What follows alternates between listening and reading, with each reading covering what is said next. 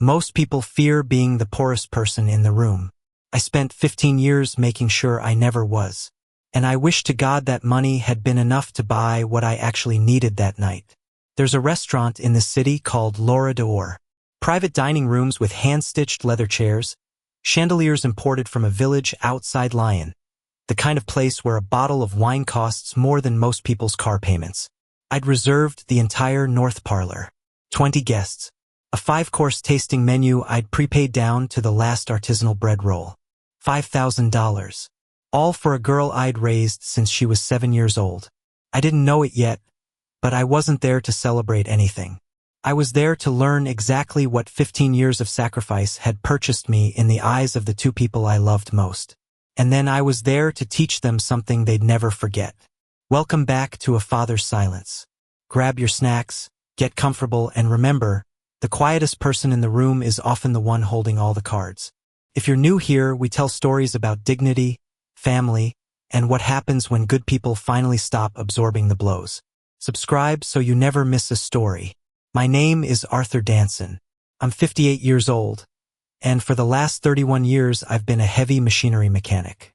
Caterpillar dozers, Komatsu excavators, Liebherr cranes that stand 11 stories tall. If it weighs more than a house and runs on diesel, I've had my hands inside it.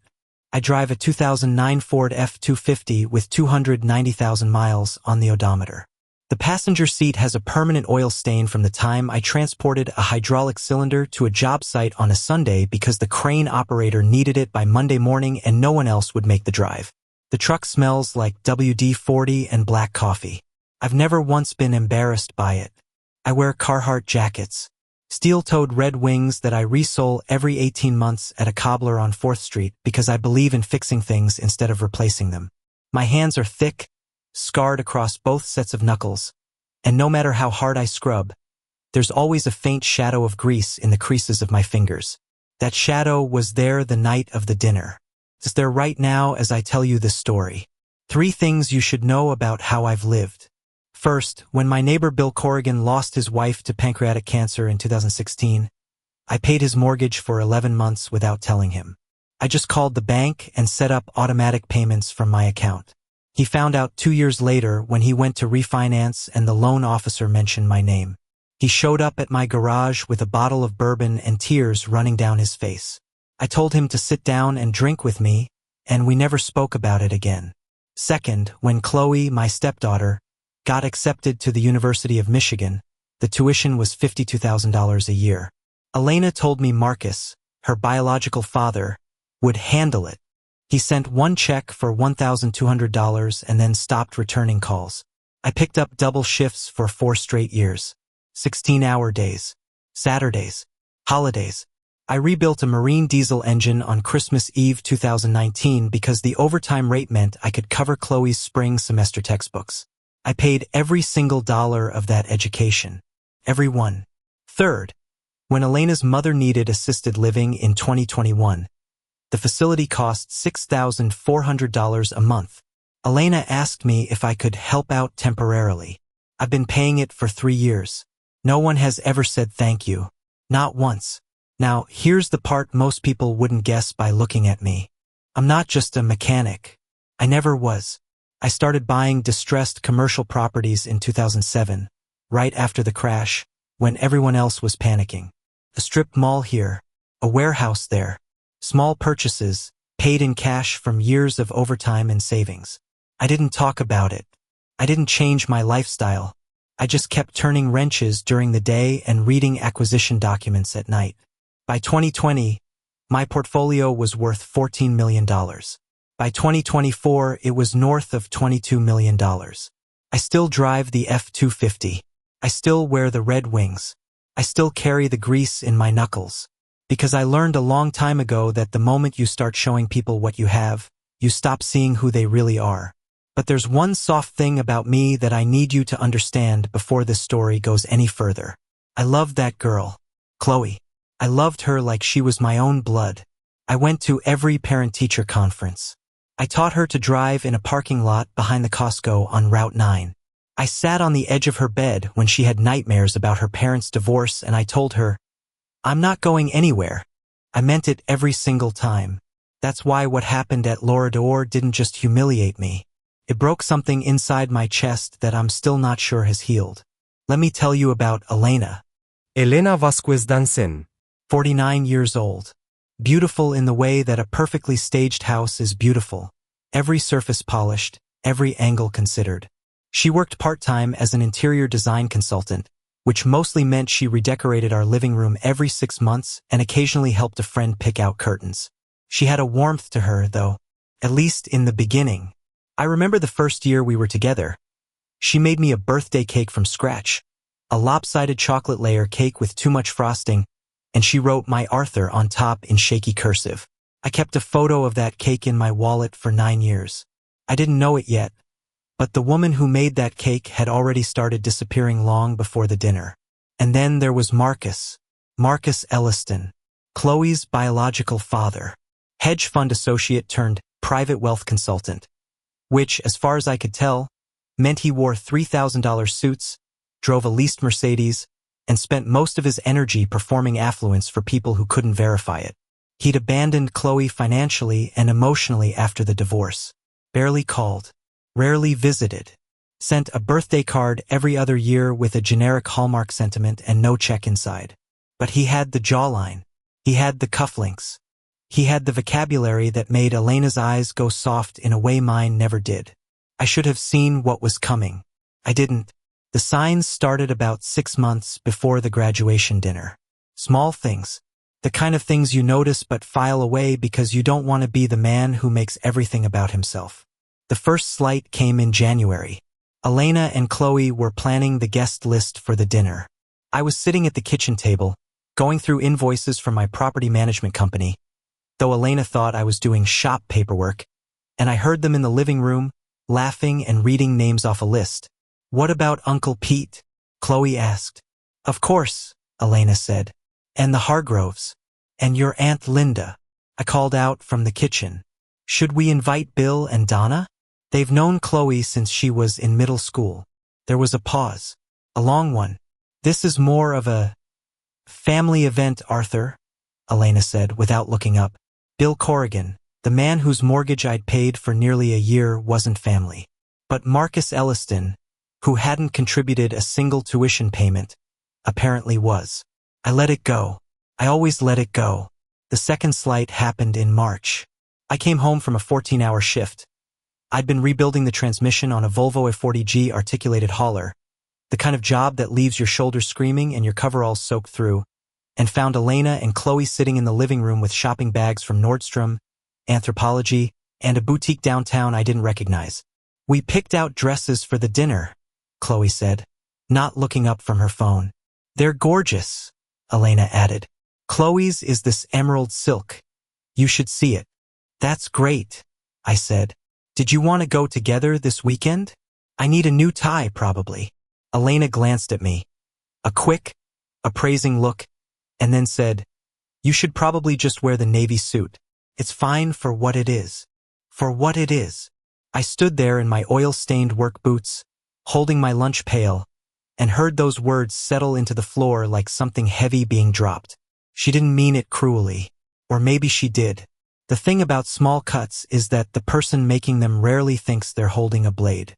I wore the navy suit, my only tailored suit.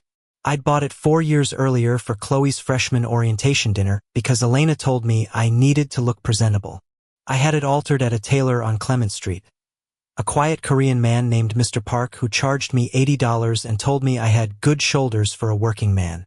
I kept that compliment longer than I should have. The third slight was the worst of the small ones, and it came from Chloe directly. 2 weeks before the dinner, I was helping her move some boxes from her campus apartment back to the house. We were in my truck, driving down I-94, and she was on the phone with someone I assumed a friend. "Yeah, my stepdad's driving me," she said. Then a pause. Then a laugh. No, he's fine. He's like a really reliable appliance, you know? Like a dishwasher. You don't really think about it until it breaks." She said it casually, lightly, like it was a joke so harmless it didn't need to be whispered. I kept my eyes on the road. I adjusted my grip on the steering wheel. I didn't say a word. A dishwasher. 15 years. $208,000 in tuition. Double shifts on Thanksgiving. Sitting on the edge of her bed during nightmares. A reliable appliance. I didn't know it yet, but that comment would echo in my head during the dinner, during the silence, during the moment I reached into my pocket and felt the weight of that brass coin between my fingers. I want to be clear about something. I'm not telling you about these slights because I'm bitter. I'm telling you because cruelty rarely arrives all at once. It accumulates. It builds a case. And by the time the verdict comes, you realize the trial has been going on for months. You just weren't paying attention to the evidence. Lorador sits on the top floor of the Bellamy building downtown.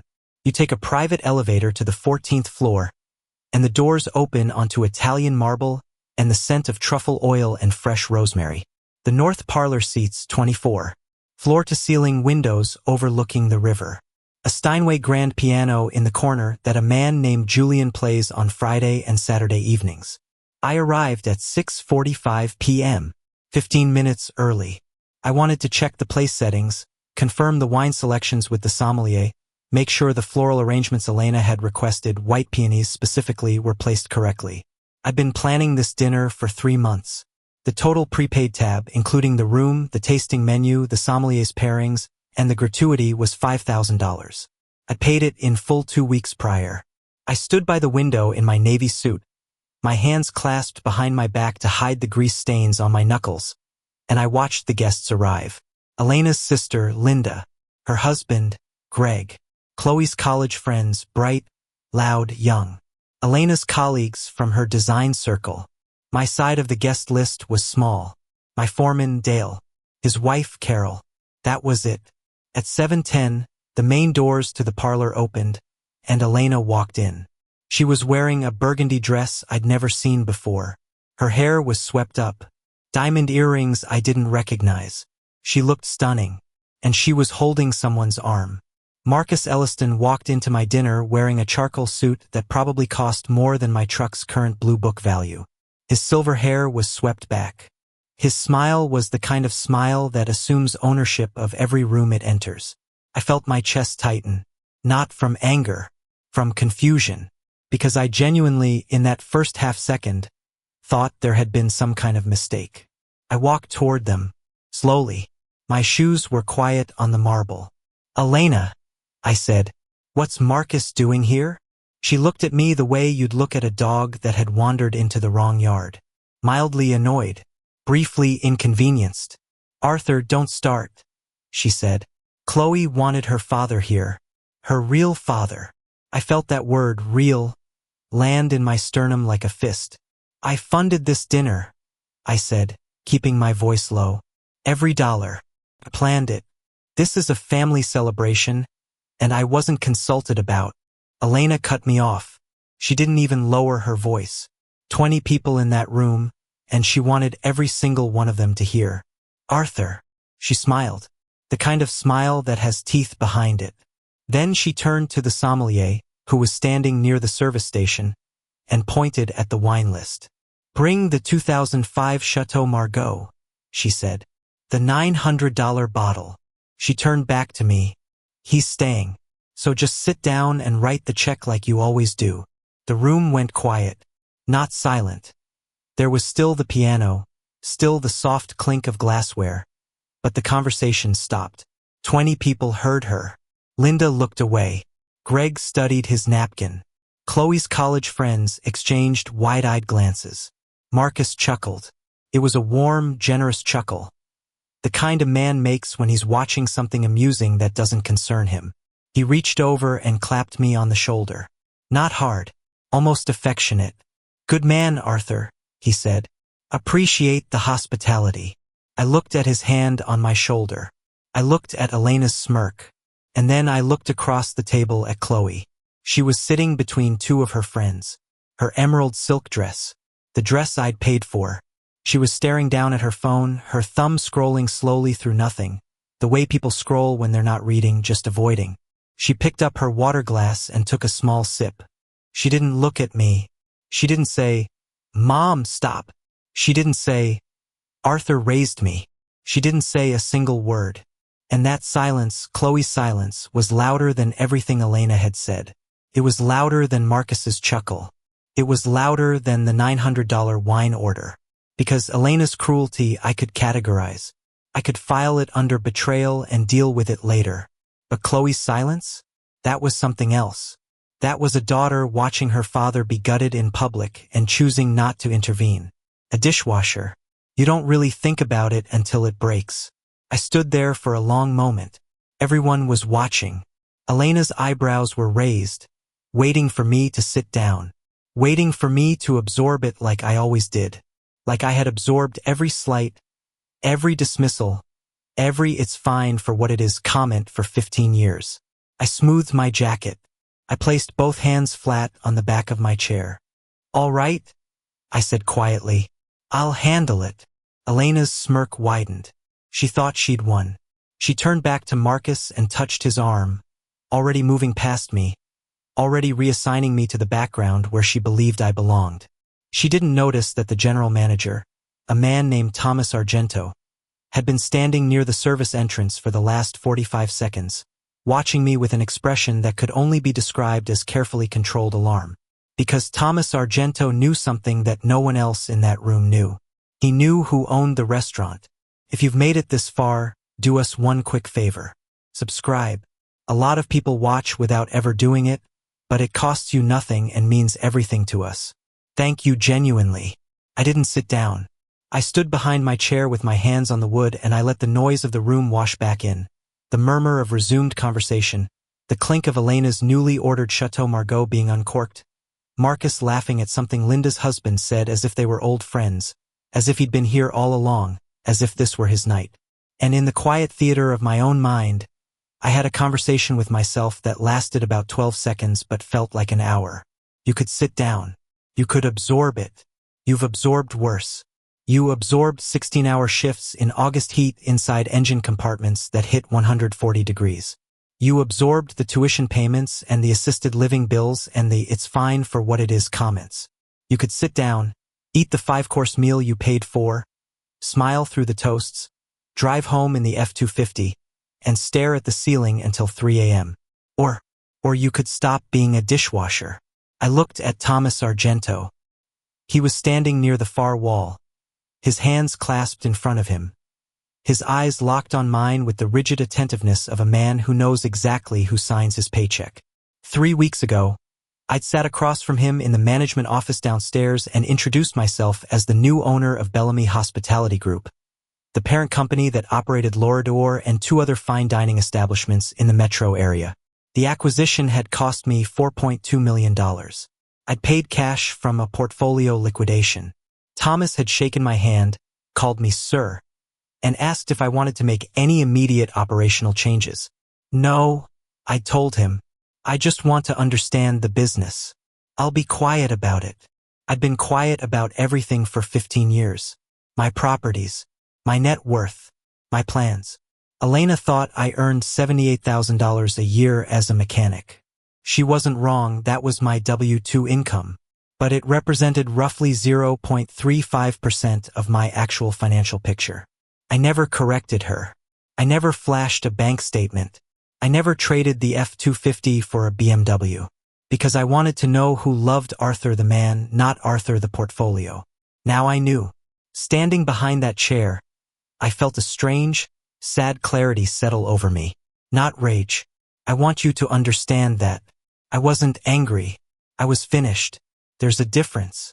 Anger is hot and reactive and wants to break things. Being finished is cold and architectural. Being finished means you've already drawn the blueprints for what comes next. I looked at Elena one more time. She was leaning toward Marcus, her hand on his forearm, laughing at something he'd whispered. And for one brief, tender moment, I remembered the lopsided chocolate cake, the shaky cursive, "My Arthur." I remembered the woman who'd made that cake, and I felt something close to grief, not for the marriage, but for the version of her that had existed once and was now so thoroughly gone that I couldn't even find her in the shape of Elena's face anymore. That moment of grief is what made my next decision feel clean instead of vengeful. I wasn't punishing Elena. I was simply stopping. I was removing myself from a machine that had been using me as fuel. I reached into the inside pocket of my navy suit jacket. My fingers closed around a heavy brass coin, 2 inches in diameter. The Bellamy Hospitality Group crest on one side, a lion holding a key, and the word proprietor engraved on the other. Thomas had given it to me during our first meeting. Every owner gets one, he'd said. It's tradition. Goes back to the original founder in 1987. I carried it in my jacket pocket for 3 weeks. I don't know why. Maybe I knew on some level that I'd need it. I didn't know it yet. Not fully. But the moment I pulled that coin from my pocket, I was going to dismantle 15 years of silence in front of 20 people who had never once asked what Arthur Danson was worth. I pulled the coin out. I held it in my palm. I caught Thomas Argento's eye, and I nodded once. Thomas Argento walked across the dining room with the practiced, unhurried gait of a man who manages a restaurant where the average check exceeds $400. He approached me, not Elena, not Marcus. He stopped at my side, inclined his head slightly, and said in a voice pitched just loud enough for the nearest guests to hear, "Sir, how would you like to proceed?" Elena looked up. Her wine glass was halfway to her lips, her brow furrowed. "Excuse me?" she said. "We haven't even ordered appetizers yet. He can proceed by sitting down." Thomas didn't acknowledge her. His eyes remained on me, because Thomas Argento didn't answer to the woman in the burgundy dress. He answered to the man holding the brass coin. I set the coin on the white tablecloth. It landed with a soft, heavy thunk, the sound of solid brass on linen-covered mahogany. The lion and key caught the chandelier light. "Thomas," I said calmly, "please cancel the Chateau Margaux. In fact, please close out the entire prepaid tab and refund it to my account. Every dollar." Elena's wine glass stopped moving. "Arthur, what are you?" "And Thomas," I continued, "please inform the kitchen that this private dining event is concluded. The room is needed for a management review." Thomas nodded. "Of course, Mr. Danson." He turned and walked briskly toward the service entrance, already speaking into his earpiece. The room went quiet again. But this was a different quiet. This wasn't the embarrassed silence of people watching a man be humiliated. This was the stunned silence of people watching a landscape shift beneath their feet. Marcus leaned forward. His smile was still in place, but his eyes had changed. "Arthur, buddy, what's happening here?" "Don't call me buddy, Marcus," I said. I didn't raise my voice. I didn't need to. "You don't know me well enough."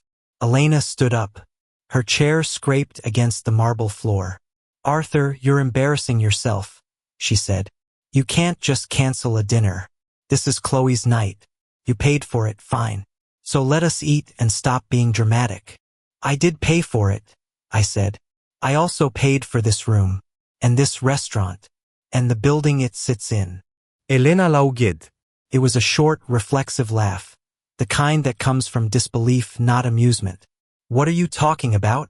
3 weeks ago, I purchased Bellamy Hospitality Group, the parent company of Laura d'Or. This restaurant, Elena. I own it. The laugh died. Her face went through 3 expressions in rapid succession.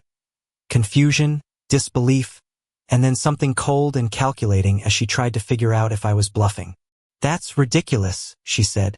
"You're a mechanic." "I am a mechanic," I agreed. "I'm also the sole owner of 23 commercial properties, including this one. I've been building this portfolio for 17 years. You never asked. I never told." Linda, Elena's sister, whispered something to Greg. Greg shook his head slowly. Marcus's hand had moved to his phone. I watched his thumb tap the screen. I knew he was searching. Bellamy Hospitality Group. Ownership records. Public filings. It wouldn't take long. The acquisition had been finalized through my LLC, Danson Holdings, and the paperwork was clean. Marcus found it first. I watched his face change. The color didn't drain, it redistributed. His jaw tightened. He set his phone face down on the table. "Arthur," he said carefully, "let's not do anything rash." "I'm not doing anything rash, Marcus. I'm doing something overdue." I turned to the room. 20 faces. some sympathetic, some horrified. Dale, my foreman, was sitting at the far end of the table with his wife, Carol. Dale was leaning back in his chair with his arms crossed, and the faintest suggestion of a smile was pulling at the corner of his mouth. He'd known about my properties for years. He was the only one. "I want to be clear with everyone here," I said. "I'm not making a scene. I'm ending one. I funded this dinner to celebrate Chloe's graduation, a graduation I paid for entirely, without a single dollar from the man currently sitting in the chair I reserved for my foreman's wife." Carol gave a small wave from the far end of the table. Despite everything, it almost made me smile. "I was told to sit down and write the check like I always do. So here's my last check. The dinner is canceled. The tab is refunded. And as the owner of this establishment, I'm asking Mr. Elliston to vacate the premises." Elena moved toward me. Her voice dropped to a hiss. Private now, suddenly conscious of the audience she'd been so eager to perform for minutes earlier. "Arthur, stop this. You're going to regret this. Think about Chloe." "I have thought about Chloe," I said, "for 15 years. I thought about her when I rebuilt marine engines on Christmas Eve. I thought about her when I wrote tuition checks with grease on my fingers. I thought about her 3 minutes ago when she watched you humiliate me and didn't say a single word." Elena's eyes widened. She turned to Chloe. Chloe was still sitting. Her phone was on the table now. Her hands were in her lap. Her face was pale, and her eyes were glassy. Not crying, but close. The look on her face wasn't guilt, exactly.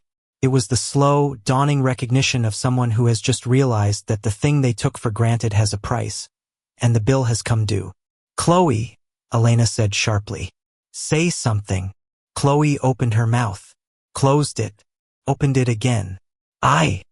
She started. Then nothing. That silence again. The same silence. The silence that said more than any words could have. Marcus stood up, buttoning his jacket with practiced fingers. "All right, Arthur. You've made your point. Very theatrical. But let's be adults about this. Marcus." I turned to him. "Thomas is going to escort you out. You can take the elevator or the stairs. Either way, you're leaving my building." Thomas Argento reappeared with 2 members of the service staff flanking him. Professional. Discreet. The way Laura Dorr handled everything. "Mr. Elliston," Thomas said. "If you'll follow me, please." Marcus looked at Elena. Elena looked at me, and for the first time in 15 years, I saw something in her eyes that I'd never seen before. Not love. Not anger. Not even fear. Recalculation. She was looking at me. At my scarred knuckles, my stiff navy suit, my quiet face, and she was recalculating everything she thought she knew. Every assumption. Every dismissal. Every fine for what it is. She was rebuilding the entire architecture of our marriage in her mind, and every beam she examined was stamped with a dollar amount she'd never imagined.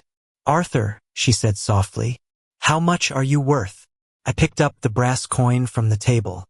I put it back in my pocket. I smoothed my jacket the same way I'd smoothed it before, but this time the gesture meant something different. This time it was a closing. "More than you ever cared to find out," I said, "and less than I was willing to give to someone who valued me." I walked toward the door. I stopped beside Dale.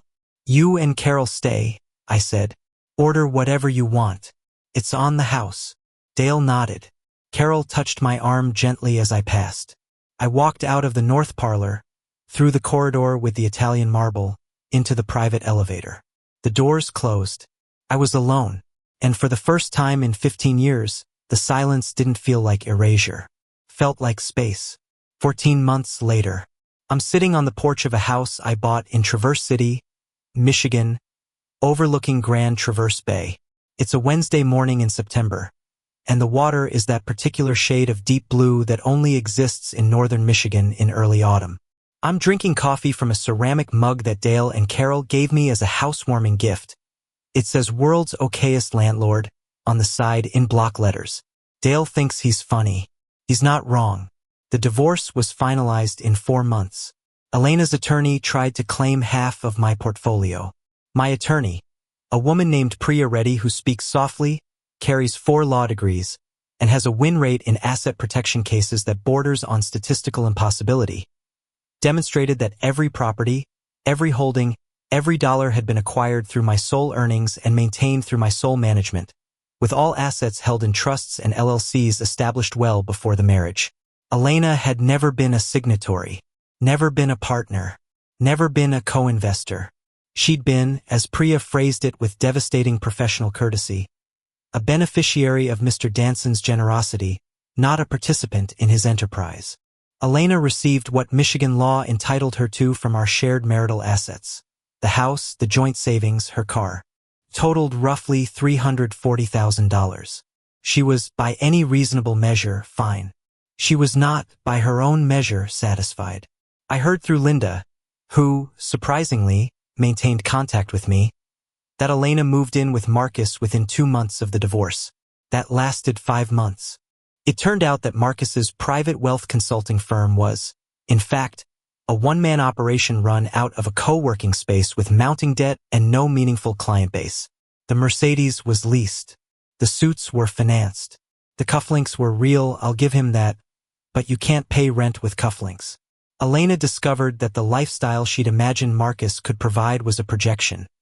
A beautifully lit set with nothing behind the walls. Last I heard, she was renting a 2-bedroom apartment in Southfield and working full-time for a staging company. I don't say that with satisfaction. I say it because it's what happened. The restaurant is doing well. I promoted Thomas Argento to regional director. He's overseeing all 3 Bellamy properties now, and he's excellent at it. I visit Lorador once a month for a management dinner. I sit at the same table in the North Parlor. I usually order the Branzino. Julian still plays the piano on Friday evenings. Dale retired last spring. He and Carol bought an RV and they're driving Route 66 right now. He sends me photos every few days. A diner in Oklahoma, a sunset in Amarillo, Carol standing in front of the Cadillac Ranch with her arms spread wide. He texts me the same thing every time. Your money, my freedom. He's joking. Mostly. And then there's Chloe. 6 months after the dinner, I received a letter. Not a text. Not an email. A handwritten letter on plain white stationery, postmarked from Ann Arbor. Dear Arthur, I've written this letter 11 times. I keep throwing them away because nothing I write is enough and I know it. I called you a dishwasher. I said it like it was nothing. I laughed about it. And when Mom said what she said at the restaurant, I sat there and I didn't defend you. I didn't say a word. I just looked at my phone like a coward. You were never a dishwasher. You were the only person who showed up. Every time. You were the only one who stayed. I'm not asking you to forgive me. I'm asking you to know that I understand what I did. And I understand what it cost you. I'm sorry, Dad. Chloe. She called me Dad. In 15 years of raising her, she'd never called me that. Not once. It had always been Arthur. Always my first name. A small, persistent distance that I'd accepted because I didn't want to push. Didn't want to make her feel forced into something that had to come naturally. And there it was. On paper. In her handwriting. That. I didn't respond right away. I sat with that letter for 3 weeks. I read it every morning with my coffee. Looking out at the bay.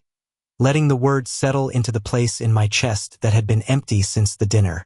Then I called her. Chloe. Arthur, she caught herself. A pause. You want to come up to Traverse City for Thanksgiving? She was quiet for a long time. I could hear her breathing. Yeah, she said. I'd like that. She came. She brought a bottle of wine. Not a $900 bottle, a $14 Malbec from Trader Joe's. And she handed it to me at the door with both hands, like an offering. We cooked together. She burned the rolls. I overcooked the turkey. We ate on the porch with blankets on our laps because the dining room felt too formal and neither of us said so, but we both felt it. We're building something now. It's not what it was. It's not the uncomplicated trust of a man carrying a 7-year-old on his shoulders. It's something more careful, more honest, more earned. She calls me every Sunday. She started a graduate program in social work. She's paying for it herself. I offered to help. She said no. I need to do this one on my own, she said. I understood that better than she knows. I want to tell you something about tables. Not restaurant tables, though this story has plenty of those. I'm talking about the metaphorical kind. The ones where you sit across from the people in your life and you show them who you are, and they show you who they are, and most of the time you're both pretending. For 15 years, I sat at a table where my role was to provide, to fund, to absorb, to write the check. And I did it willingly, not because I was weak, but because I believed that love meant staying even when staying cost you pieces of yourself. I believed that sacrifice, if you did it quietly and consistently enough, would eventually be recognized, would eventually be honored. I was wrong, not about the value of sacrifice. Sacrifice is real, and it matters, and the world runs on the backs of people who show up when it's hard and stay when it's thankless. I was wrong about the expectation of recognition, because the moment you sacrifice in order to be seen, you've turned a gift into a transaction. And transactions require two willing parties. Elena was never a willing party. She was a recipient. And there's no shame in admitting that I stayed too long at a table where only one person was eating. The real lesson isn't about the money. It's not about the restaurant or the brass coin or the look on Marcus's face when Thomas escorted him to the elevator. Those are details.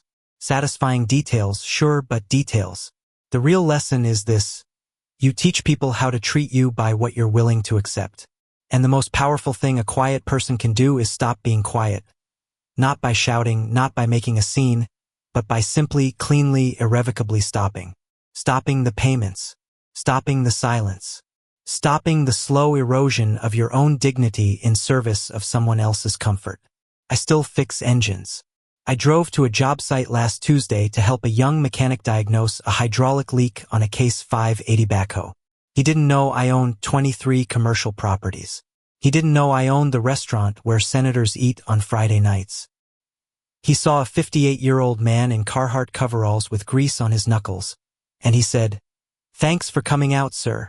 "That's what I'm here for," I said, and I meant it. I'm sitting on my porch now. The bay is turning silver as the sun drops behind the tree line. The coffee in my mug has gone cold, but I'm not getting up to reheat it. The air smells like pine and wood smoke from somewhere down the shore. A loon is calling across the water. That long, mournful note that sounds like a question with no answer. My phone buzzes. A text from Chloe. "Sunday call still good?" I type back, "Always." I set the phone down. I look at the water, and I think about something Mr. Park, the tailor on Clement Street, said to me 4 years ago when I picked up my navy suit. I'd apologized for the grease stains on my hands, worried I'd marked the fabric. He looked at my hands. He looked at the suit, and he said, "A suit is just cloth, Mr. Danson. The man inside it. That's the thing that's hard to make." I think about that every day. If you like this story, join our community by hitting that like button and subscribing for more real, raw, and family-centered stories. And remember, the quietest person in the room might just be the one who owns it.